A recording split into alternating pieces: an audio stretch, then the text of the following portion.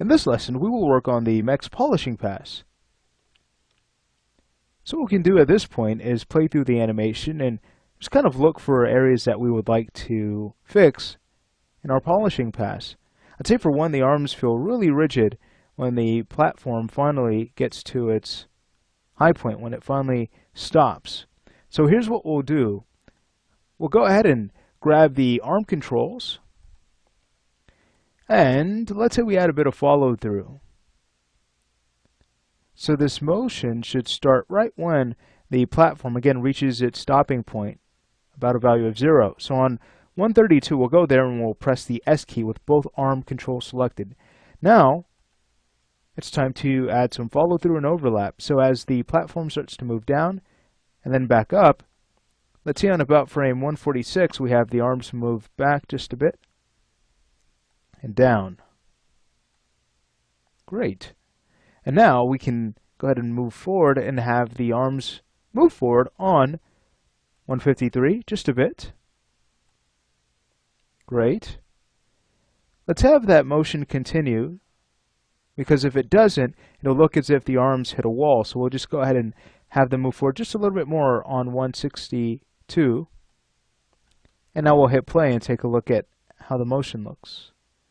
Fantastic. I'd say we can add an arc on 149. Let's go ahead and bring up the arms just a bit.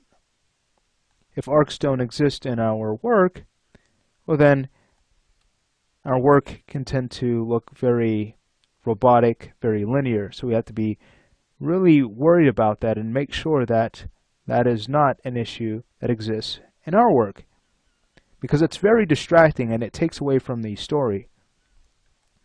Alright, sweet. So this is looking good. I think we can now offset the timing on one of the arms, just so we can break up the twinning here. So I'll go ahead and take the left arm, and I'll go ahead and grab the keys from 146 to about 176, and let's go ahead and offset those 2 frames. Now remember, to grab more than just one key, we'd want to hold down Shift and drag until we manage to grab all keys that we would like to offset on our time slider. And now it's just a matter of clicking in the center of our selection and dragging. So just go ahead and drag 2 frames down or so. Take a look when we hit play. Now we have a bit more of a natural type of motion in both arms because we've removed the twinning. I'd say we could almost take this key on 149 of the left arm and bring this back to about 147. It looks better. And then from here, we can start to maybe clean up our F-curves. So we'll go ahead and jump to our graph editor and take a look at our translate channel. So we'll go ahead and highlight them all and press the F key. So a quick trick for getting some better fluidity in your animations is to simply offset your timing. So what does that look like? Well, let's go ahead and scrub through.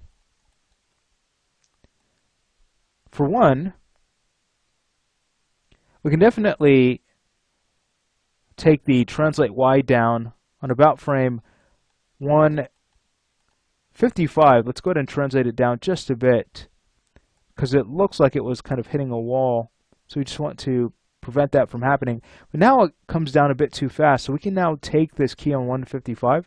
Let's hold down Shift and let's go ahead and drag with the middle mouse button until about 158. So just about 3 frames or so to soften that motion a bit. And remember, another way we can do that is to adjust our tangency. So we can start to drag the out tangent of that key down to smooth out the movement a bit more. And we can do the same thing on the right side. So again, let's say we go to about 155 and we'll go ahead and drop that arm just a bit.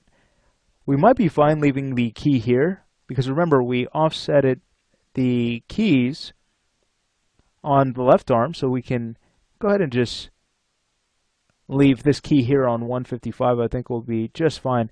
I'll just modify the tangency. Let's hit play. Alright, sweet. So this is looking nice. Looks like there's just a little bit of a pop in the animation on about frame 149. So here's what we'll do. Let's go ahead and jump back to our graph editor.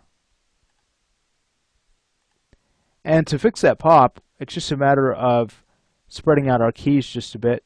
So I might go ahead and take this key on 149 and hold down Shift, drag it down just one frame. All right, sweet. Let's go ahead and hit play. Great. So that feels good.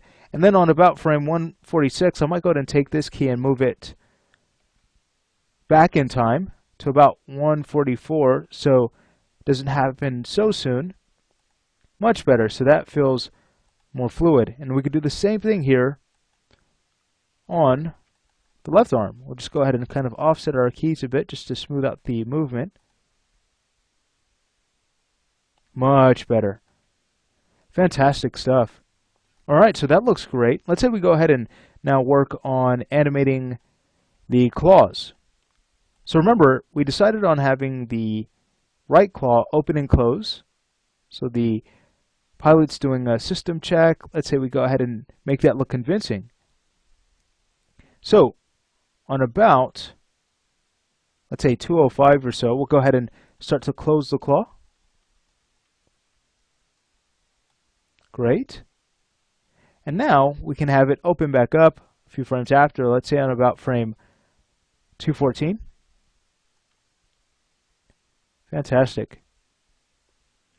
And then a few frames after that, I would say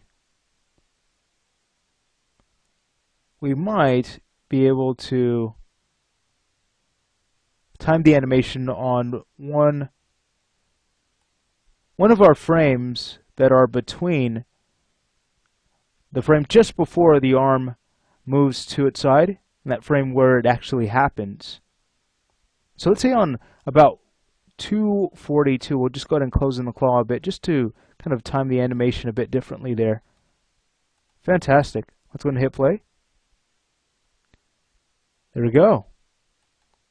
All right, so that looks great.